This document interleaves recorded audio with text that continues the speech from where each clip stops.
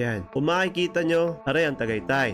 Ha, yan ang Tagaytay. Yan ang Sky Ranch. Twin Lakes. Are ang Laurel. Okay. Malakas ang bagyo. Ang daming ulan. Ang daming baha. Ay, kita nyo gayan. Pinapakita diyan kung gaano ang taas. 600 meters, nakikita nyo ga. 600 meters, 500 meters, 400 meters, 400 meters.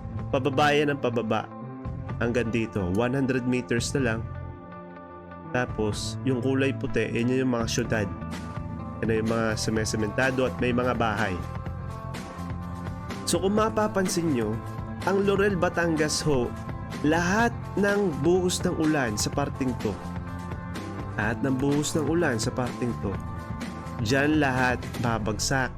Diyan lahat babagsak.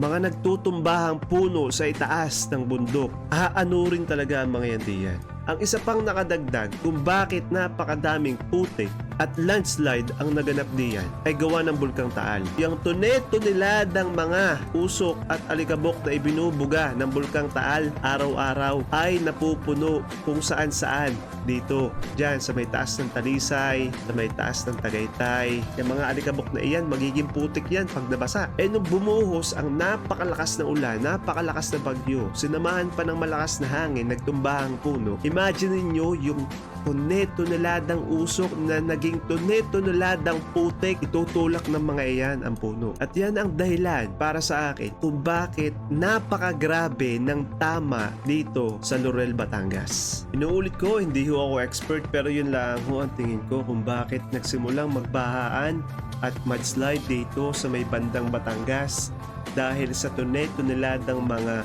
volcanic smog na ibinubuga ng Bulkang Taal araw-araw. Ayun lang ho sa araw na ito. Good luck Pilipinas, tulungan sana tayo ng Panginoon at ng gobyerno nating ewan.